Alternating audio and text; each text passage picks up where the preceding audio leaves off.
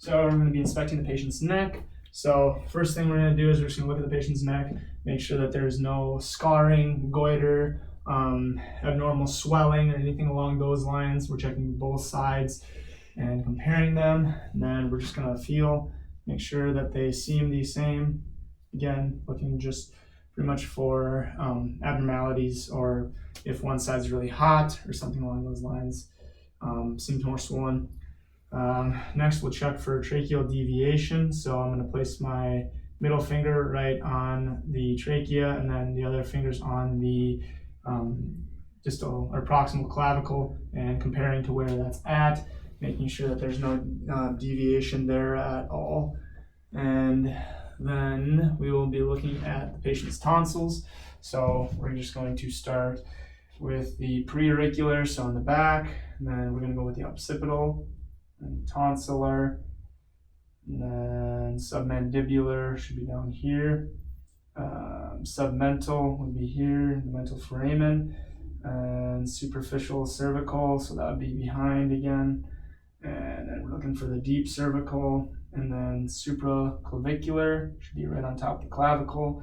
And then we would be looking at the Virchow's node, or the sternal notch, basically.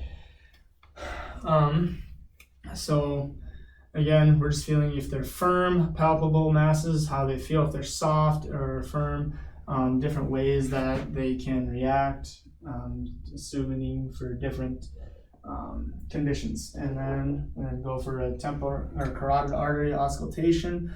Again, looking for bruit or anything like that. We're using the bell with the light pressure on the carotid artery. So first I would probably find it with my hand, and then just bring the bell in really lightly.